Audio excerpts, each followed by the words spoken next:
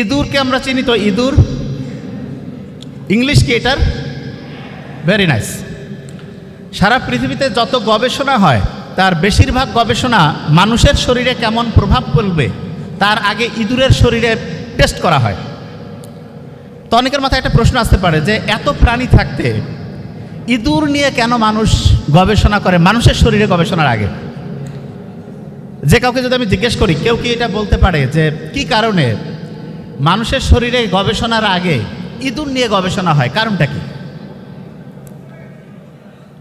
হ্যাঁ, কি বলছে?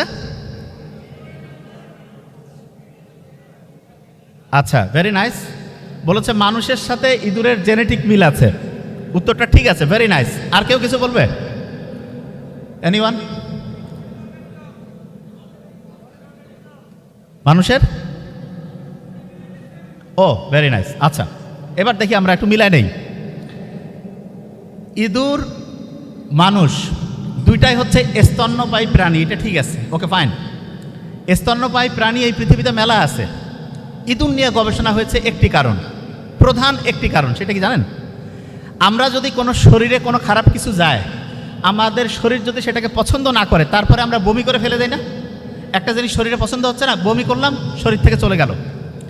ইঁদুরের একটা বিস্ময়কর বৈশিষ্ট্য হচ্ছে ইঁদুর কখনো বমি করতে পারে না। ইঁদুর কি করতে পারে না? বুঝি নাই। বমি করতে পারে না। কি করতে পারে না? কি? বমি। আচ্ছা, ইঁদুর যদি বমি করতে না পারে তার মানে হচ্ছে তার শরীরে আমি একটা জিনিস ঢুকাই দিলাম, ধরলাম একটা বিষ ঢুকাই দিয়েছি, তার খুব খারাপ লাগতেছে। সে কি আমার মতো চাইলেই বমি করে সেটা শরীর থেকে বের করতে পারবে? পারবে? তাহলে তার শরীরে ওই খারাপ জিনিসটার প্রভাব কেমন হচ্ছে সেইটা বোঝা বিজ্ঞানীদের জন্য খুব সহজ হয়। এই কারণে মানুষের শরীরে কোনো একটা জিনিসের গবেষণা করার আগে সবচেয়ে গুরুত্বপূর্ণ ভূমিকা পালন করে ইঁদুর। এই জন্য ইঁদুরকে একটু থ্যাংক ইউ দেওয়া উচিত, প্রত্যেকে থ্যাঙ্কস জানাই তাকে। আচ্ছা, ইঁদুর এই যে বমি করতে পারে না, এটা কি ইঁদুর কি নিজে বানাইছে যে আমি আজকে থেকে ওয়াদা করলাম সারা জীবন যত বংশগোষ্ঠী আমার আসবে আমরা কেউ বমি করবো না? এটা কি সে নিজে কন্ট্রোল করছে না অটোমেটিক আসছে? কথা বলি না কেন? অটোমেটেড, আল্লাহ দিয়েছে, ঠিক না? আল্লাহ তার শরীরে দিয়েছে যে সে চাইলেও বমি করতে পারবে না। ইন্টারেস্টিং জিনিস।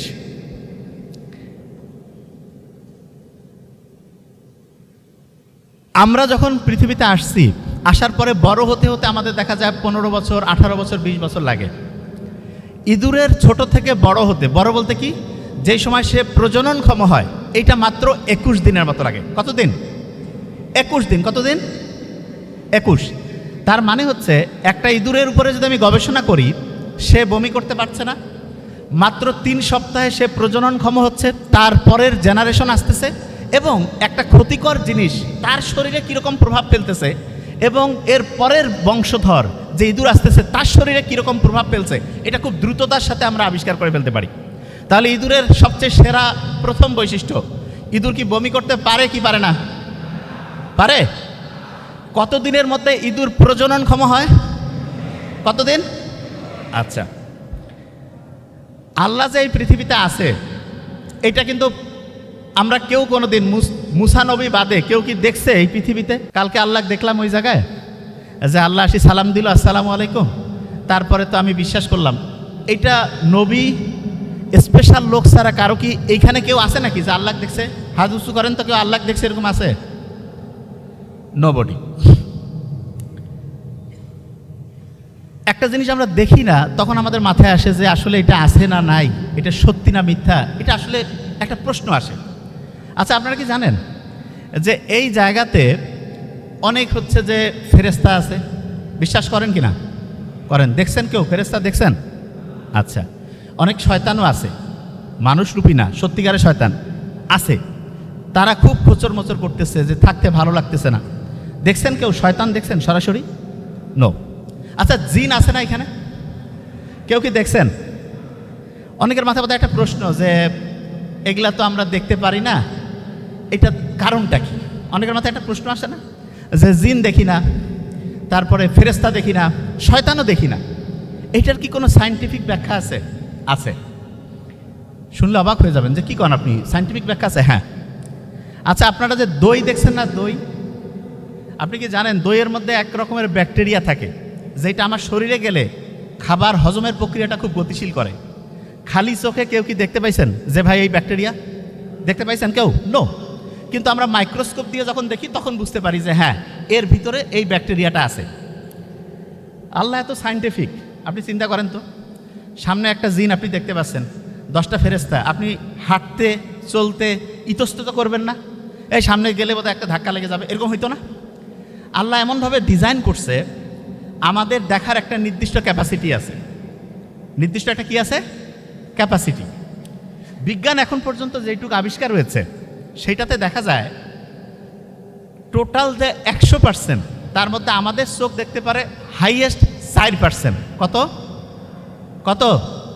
4, 5ও না, 4%। বাকি 96% বিজ্ঞান বলতেছে আমরা দেখতে পারি না, কিন্তু বিজ্ঞান বলতেছে বাকি 96% আছে। এবং যেটা আমরা দেখতে পাই না, আচ্ছা যেই জায়গাটা আমরা দেখি না সেটাকে কি আমরা আলো বলি না অন্ধকার? হ্যাঁ, অন্ধকার। অন্ধকারের একটা ভালো ইংলিশ হচ্ছে ডার্ক। অন্ধকারের একটা ভালো ইংলিশ কি? ডার্ক। এই জন্য যেই জিনিসটা এরকম দেখা যাচ্ছে না কিন্তু আছে, বিজ্ঞানীরা জানে কিভাবে বের করছে, সেটা আমরা আবিষ্কার করবো ইনশাল্লাহ। সেই জিনিসগুলোর একটা স্পেশাল তারা নাম দিয়েছে, ডার্ক ম্যাটার, ডার্ক এনার্জি। কি নাম বলেন তো? Dark matter, dark energy. আচ্ছা, আমরা দেখতে পাই কয় পার্সেন্ট? 4%।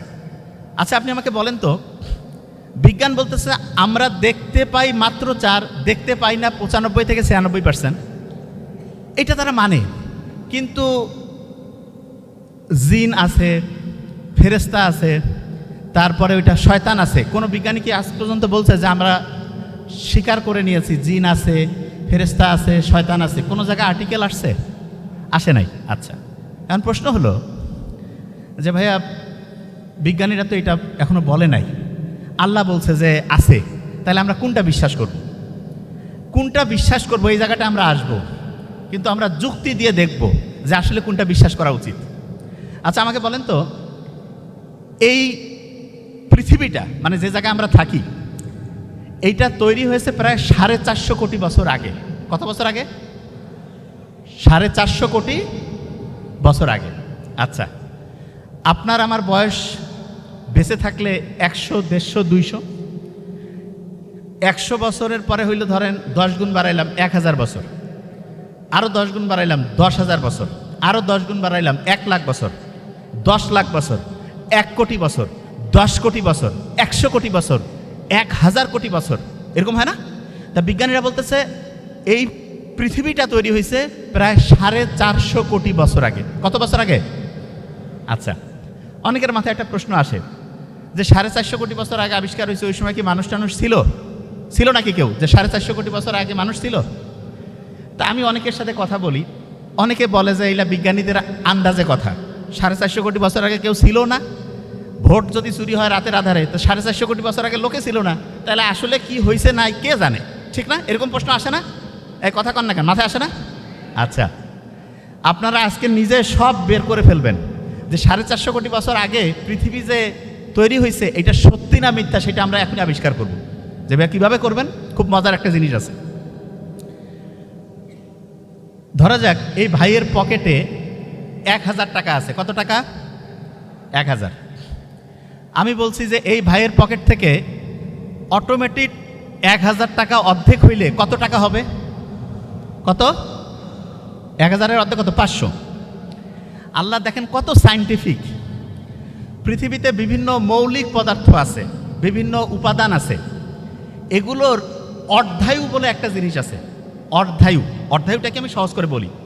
ধরা যাক এনার পকেটে 1000 টাকা আছে, 1 সপ্তাহ পরে এনার পকেটে টাকাটা অর্ধেক হয়ে যাবে, তাহলে এনার 1000 থেকে অর্ধেক হওয়ার যে টাইমটা, এইটাকে বলে অর্ধায়ু। কি বলে বলেন তো? অর্ধায়ু। তা আল্লাহ বিভিন্ন জিনিসের অর্ধায়ু কত, এটা আমরা বিজ্ঞানীরা বের করতে পারি। ইন্টারেস্টিং জিনিস। ধরা যাক এই মোবাইলটা, এই যে মোবাইলটা আছে না, খুব ইম্পর্টেন্ট জিনিস কিন্তু। এই যে মোবাইলটা, এই মোবাইলটার মধ্যে মনে করেন একটা কয়লা আছে। কি আছে বলেন তো? কয়লা। এই কয়লাটা আজ থেকে ধরা যাক যে 10,000 বছর পরে কেউ এই মোবাইলটা খুঁজে পাইছে। খুঁজে পাওয়ার পরে ওই কয়লাটার বয়স যে 10,000 বছর, এইটা বিজ্ঞানীরা বের করার জন্য একটা সিস্টেম ব্যবহার করে, যেটার নাম হচ্ছে অর্ধায়ু। কি নাম বলেন তো? আচ্ছা, আপনারা স্ত্রীকে অর্ধাঙ্গিনী বলে না? এইরকম শব্দটার সাথে অর্ধায়ু। কি নাম? অর্ধায়ু। আচ্ছা, এবার শুনেন, খুব ইম্পর্টেন্ট কিন্তু, ধরবো আমি কিন্তু। আপনারা কি জানেন পৃথিবীর প্রথম মানুষের নাম কি? আদম। এখানে আপনাদের আমি একটা বুদ্ধি শিখাই দিব। আপনারা বলেন তো, ওই যে আমরা যখন ছোটবেলায় লিখতাম, লেখার সময় এক পৃষ্ঠায় লিখতেছি, তার পরের পৃষ্ঠায় যাতে লেখাটা যায়, একটা পেপার ব্যবহার করতাম, কার্বন পেপার না? কি নাম? Carbon paper. ওই কার্বনের, এই কার্বন যে, সেইটাকে আমরা এখন থেকে বোঝার জন্য আদমের সাথে তুলনা করব। এটা কোনো বইয়ে নাই, কিন্তু আমি যেটা করছি এটা মাথায় নেন। কার্বনের সাথে কার তুলনা? এই কথা কন না কেন? আদম। এখনো মাথায় ঢুকে নাই, ঢুকবে। আচ্ছা, আমাকে বলেন তো, একটা পুরুষ সর্বোচ্চ কয়টা বিয়ে করতে পারে? আমি বলছি না যে করতে হবে, কয়টা? 4টা। আচ্ছা, আদমের সাথে যে স্ত্রী ছিলেন আদম আলাইহিস সালামের সাথে, তার নাম কি ছিল? হাওয়া। বানানটা বাংলা হওয়া দিয়া না? হওয়া দিয়ে একটা মৌলিক পদার্থ আছে, হাইড্রোজেন। কি নাম? তাহলে কার্বন মানে আদম। আমি এখন থেকে যখন বলবো বলতে হবে কার্বন মানে কি? আদম। কার্বন মানে আদম। হাওয়া মানে হাইড্রোজেন। হাওয়া মানে কি? সায়েন্সের স্টুডেন্ট যারা একটু হাত উঁচু করবেন। একটা কার্বন সর্বোচ্চ কয়টা হাইড্রোজেন নিতে পারে? কয়টা? বিজ্ঞানীরা আবিষ্কার করছে একটা কার্বন সর্বোচ্চ কয়টা নিতে পারে? 4টা। খুব ইম্পর্টেন্ট জিনিস কিন্তু। আচ্ছা, যে জায়গায় ছিলাম, কার্বন যে আছে না, এর একটা টাইপ আছে, আপনার সহজ করে বোঝার জন্য। তার নাম হচ্ছে কার্বনের যে টাইপ। আচ্ছা বলেন তো, এই যে চাঁদ 28 দিনে একটা সাইকেল পূরণ করে না? চাঁদ 28-এর অর্ধেক কত? কত? 14। কার্বনের 14 নামে একটা টাইপ আছে। আচ্ছা আচ্ছা, কার্বনের 14 যে আছে না, কার্বনের একটা টাইপ কার্বন 14, এইটার অর্ধায়ু। তার মানে এ যেই অবস্থায় ছিল তার অর্ধেক হইতে টাইম লাগে 5730 বছর। গড়ে আপনি ধরবেন 6000 বছর। কত? কত? আচ্ছা, আমরা যদি 100 বছর বাঁচি, আমাদের অর্ধায়ু কত?